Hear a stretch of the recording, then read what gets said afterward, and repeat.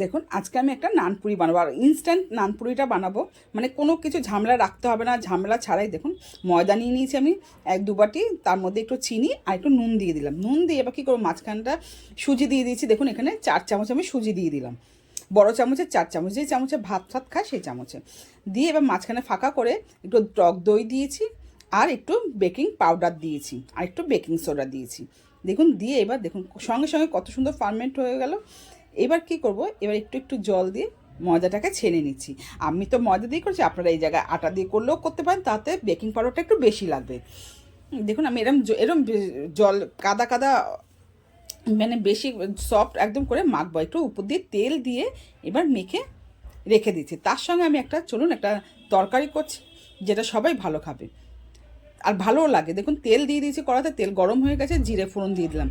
এইবার দিয়ে দেবো একটি হিং ফোড়ন দিয়ে এবার কী করবো, আদা আর কাঁচা লঙ্কা দিয়ে দেবো। আদা আমি গ্রেট করে নিয়েছি, আপনারা বেটে চাইলে দিতে পারেন, কাঁচা লঙ্কা গোটা দিয়েছি। এবার ছোলাটা আমি লাল ছোলা ভিজিয়ে রেখেছি, ভিজিয়ে রেখে এবার দেখুন সেদ্ধ কিছু করিনি। এবার তার মধ্যে জিরে গুঁড়ো, ধনের গুঁড়ো আর একটু হলুদ, কাশ্মীর লাল লঙ্কার গুঁড়ো দিয়েছি। দিয়ে এবার একটু নাড়াচাড়া করে জল দিয়ে, আমি টমেটো দিইনি, আপনারা টমেটো দিলে দিতে পারেন, জল দিয়ে নাড়াচাড়া করে সুন্দর করেছি। এবার আলু দেখুন আমি বয়েল করে রেখেছিলাম, ছোটো ছোটো পিস করে কেটে নিয়েছি। নিয়ে এবার একটা বেশ নাড়াচাড়া করে কষিয়ে 5 মিনিটের মতন কষিয়ে এবার কী করবো, এটার মধ্যে একটু জল দিয়ে দেবো, গরম জল। তারপরে এই দেখুন নুন টুন দিয়ে ভালো করে কষিয়ে এবার গরম জল দিয়ে দিচ্ছি। গরম জলটা দিলে তরকারির স্বাদ ভালো হয়। গরম জল দিয়ে এবার একটু ফুটতে দিয়েছে, ফোটা বেশ হয়ে গেছে। এবার চিনি দিয়ে আর একটু কী করবো, উপর দিয়ে একটু ধনেপাতা দিয়ে আমি নাবিয়ে দেব। ব্যাস আমার তরকারি হয়ে গেছে। এইবার আমি দেখুন ঢাকনা খুলেছি, দেখুন কত সফট হয়ে গেছে আর কত নরম হয়ে গেছে। দেখুন এবার একটু ভালো করে আর একটু মেখে নিই। এবার গোল্লা করে একটু নানপুরি বানাবো, নানপুরির জন্য একটু বড় বড় গোল্লা করতে হবে, যে লুচির থেকে একটু বড় করে। আমি সব কটা অনেকগুলো হয়েছে, এবার দেখুন গোল গোল করে নিয়েছি। এবার নিয়ে কি করব, একটা একটা করে এবার বেলে নেব।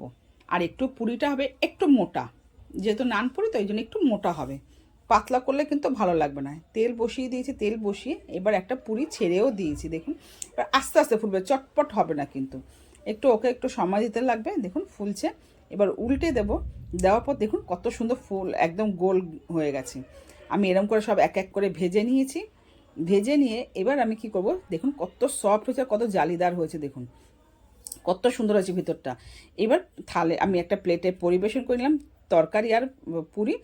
এবার এটা খেতে এত সুন্দর লাগে। আর যদি ভালো লাগে ভিডিওটা দেখে একটা লাইক, কমেন্ট, শেয়ার করে দেবেন প্লিজ, অনুরোধ রইল। চলুন, ধন্যবাদ।